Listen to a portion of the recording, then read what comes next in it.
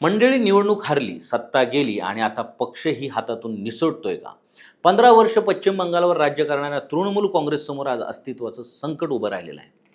भाजप सत्तेत आल्यानंतर अवघ्या काही आठवड्यात टीएमसीमध्ये बंडाची चर्चा सुरू झालेली आहे. काही नेते स्वतंत्र गटाची भाषा करत आहेत आणि काँग्रेसचे ज्येष्ठ नेते अधीर रंजन चौधरी थेट म्हणत आहेत, पश्चिम बंगालमध्ये शिंदे मॉडेल राबवलं जात आहे. महाराष्ट्रात 2022 मध्ये जे घडलं होतं तेच आता पश्चिम बंगालमध्ये घडतंय का? एकनाथ शिंदे यांच्या बंडानंतर जसं शिवसेनेत फूट पडली आणि पक्षाचं नाव व चिन्हही हातातून गेलं, तसंच संकट आता ममता बॅनर्जीच्या तृणमूल काँग्रेससमोर उभं राहिलेलं आहे का? पश्चिम बंगालच्या राजकारणात गेल्या काही दिवसात प्रचंड मोठ्या घडामोडी घडताना दिसत आहेत. तृणमूल काँग्रेसमधील आमदार ऋतुव्रत बॅनर्जी आणि संदीपन सहा यांच्या पक्षविरोधी कारवायाच्या आरोपाखाली हकलपट्टी करण्यात आली. सामान्यतः पक्षातून काढल्यानंतर एखादा नेता राजकीयदृष्ट्या कमकुवत होतो, पण इथं नेमकं उलटं घडलंय.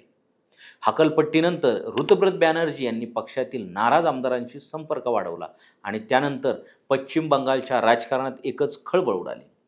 कारण त्यांनी दावा केला की त्यांच्या मागे तब्बल 58 आमदारांचा पाठिंबा आहे. हा आकडा वाढण्याची शक्यता आहे. याच दाव्यानंतर काँग्रेसचे ज्येष्ठ नेते अधीर रंजन चौधरी यांनी बंगालमध्ये शिंदे मॉडेल राबवलं जात असल्याचा आरोप केला. म्हणूनच आता हा केवळ पक्षातील अंतर्गत वाद राहिलेला नाही, तर तृणमूल काँग्रेसच्या भवितव्याचा प्रश्न निर्माण झालेला आहे. नमस्कार मंडळी, मी पी के भांडवलकर आणि तुम्ही पाहत आहात सत्ता मंच. बातमी नव्हे तर बातमी मागचं विश्लेषण. मंडळी, पक्षातून काढून टाकण्यात आलेले आमदार ऋतुव्रत बॅनर्जी यांनी दावा केला आहे की तृणमूल काँग्रेसमधील मोठा आमदार गट त्यांच्या पाठीशी उभा आहे. तसेच त्यांनी स्वतःला विरोधी पक्षनेता म्हणून मान्यता देण्याची मागणीही केली. या घडामोडीमुळे तृणमूल काँग्रेसमध्ये मोठी फूट पडल्याच्या चर्चा सुरू झालेल्या आहेत. मात्र दुसरीकडे ममता बॅनर्जी आणि पक्ष नेतृत्वाने अद्याप हा दावा अधिकृत मान्यता केलेला नाही. पण एक गोष्ट निश्चित आहे, बंगालच्या राजकारणात मोठा संघर्ष सुरू झालेला आहे. चला तर ही गोष्ट आपण मुद्देसूद समजून घेऊया. नेमकं घडलं काय? मुद्दा क्रमांक 1, नेमकं घडलंय काय? तृणमूल काँग्रेसने 2 आमदारांना पक्षातून काढलं, पण त्यानंतर हे दोन्ही आमदार शांत बसले नाहीत. उलट त्यांनी पक्षातील नाराज गटाला एकत्र करण्यास सुरुवात केली आणि तिथूनच संकटाची सुरुवात झाली. मुद्दा क्रमांक 2, बंडाचं मूळ कारण काय? बंडखोर गटाचा आरोप आहे की पक्षातील सर्व निर्णय काही मोजक्या लोकांकडे केंद्रित झालेले आहेत. अनेक आमदारांना महत्त्व दिलं जात नाही, स्थानिक नेतृत्वाकडे दुर्लक्ष केलं जात आहे, अशी नाराजी बऱ्याच काळापासून कार्यकर्त्यांमध्ये होती. आता पाहू मुद्दा क्रमांक 3, ऋतुव्रत बॅनर्जी नेमके कोण? ऋतुव्रत बॅनर्जी हे तृणमधील आक्रमक आणि संघटनात्मक क्षमता असलेले नेते मानले जातात. ते विद्यार्थी राजकारणातून पुढे आले. ममता बॅनर्जी यांना त्यांच्यावर महत्त्वाच्या जबाबदाऱ्या त्यांनी सोपवलेल्या होत्या. मात्र आज तेच ममतांच्या नेतृत्वाला सर्वात मोठं आव्हान देताना दिसत आहे. मुद्दा क्रमांक 4, शिंदे पॅटर्नशी तुलना नेमकी का?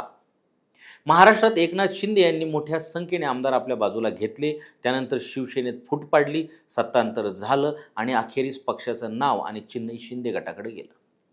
आता बंगालमध्येही मोठ्या संख्येने आमदार बंडखोर गटाकडे असल्याचा दावा होत असल्याने ही तुलना सुरू झालेली आहे. आता पाहूयात मुद्दा क्रमांक 5, की या घडामोडीचा सर्वात मोठा फटका कोणाला?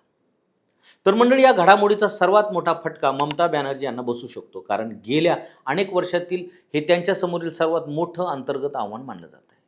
मुद्दा क्रमांक 6, या बंडाळीचा फायदा नेमका कोणाला? जर तृणमूल काँग्रेसमध्ये फूट वाढली तर त्याचा सर्वात मोठा फायदा भाजपला होऊ शकतो. कारण विरोधी मताचं विभाजन झाल्यास आगामी काळात बंगालमध्ये भाजप अधिक मजबूत होऊ शकतं. आता पाहूया मुद्दा क्रमांक 7, पक्षाचं नाव आणि चिन्ह जाणार का? आता सर्वात मोठा प्रश्न हाच आहे, जर बंडखोर गटाकडे खरोखरच 2/3पेक्षा जास्त आमदार असतील तर भविष्यात ते तृणमूल काँग्रेसच्या मूळ पक्षावर दावा करू शकतात. अशा परिस्थितीत निवडणूक आयोगाला हस्तक्षेप करावा लागू शकतो आणि मग खरी टीएमसी कोणाची हा प्रश्न निर्माण होऊ शकतो. आता मुद्दा क्रमांक 8 पाहू, ममतांसाठी सर्वात मोठं संकट कोणतं? हा संघर्ष केवळ आमदारांचा नाही तर पक्ष संघटनेवर नियंत्रण टिकवण्याचाही आहे. जर आमदारानंतर खासदार आणि स्थानिक नेतेही वेगळ्या गटाकडे गेले तर संकट आणखी गंभीर होऊ शकतं. मंडळी, आता पाहू मुद्दा क्रमांक 9, पुढील काही दिवसात काय घडू शकतं? पक्षांतर्गत शक्तीपरीक्षण वाढू शकतं, कायदेशीर लढाया सुरू होऊ शकतात, बंडखोर गट अधिक मजबूत होऊ शकतो किंवा ममता बॅनर्जी परिस्थिती नियंत्रणात आणू शकतात. यासाठी पुढील काही दिवसात निर्णायक ठरणार आहे. आता पाहूया मुद्दा क्रमांक 10, सर्वात मोठा संदेश काय? तर कोणताही पक्ष कितीही मजबूत असला तरी कार्यकर्ते आणि पदाधिकारी आमदारांमधील नाराजी दुर्लक्षित केली तर मोठं संकट निर्माण होऊ शकतं. आज बंगालमध्ये नेमकं तेच घडताना दिसत आहे. तर सत्तामंचचा निष्कर्ष काय? तर या संपूर्ण घडामोडीकडे पाहिल्यास 3 गोष्टी स्पष्ट दिसतात. पहिली, तृणमूल काँग्रेस सध्या आपल्या इतिहासातील सर्वात मोठ्या अंतर्गत संकटातून जात आहे. दुसरी, ऋतुव्रत बॅनर्जी यांचं बंड हे आता केवळ एका आमदाराचं बंड राहिलेलं नाही, ते संघटनात्मक आणि राजकीय आव्हान बनलेलं आहे. आणि तिसरी, आजचा सर्वात मोठा प्रश्न फक्त बंडाचा नाही, तर ममता बॅनर्जी यांच्याकडे स्वतःच्या पक्षाचे म्हणजे तृणमूल काँग्रेसचे नाव आणि जोडाफूल हे चिन्ह कायम राहणार का, याचाही आहे. महाराष्ट्रात शिवसेना आणि राष्ट्रवादी काँग्रेसमध्ये जे झालं तेच आता पश्चिम बंगालमध्ये होणार का? आता आम्हाला तुम्ही कमेंट करून सांगा की पश्चिम बंगालमध्ये खरंच शिंदे पॅटर्नची पुनरावृत्ती होते का? ऋतुव्रत बॅनर्जी हे बंगालचे नवे एकनाथ शिंदे ठरतील का? आणि सर्वात महत्त्वाचं, ममतांच्या हातून TMCचं नाव आणि चिन्ह जाऊ शकतं का?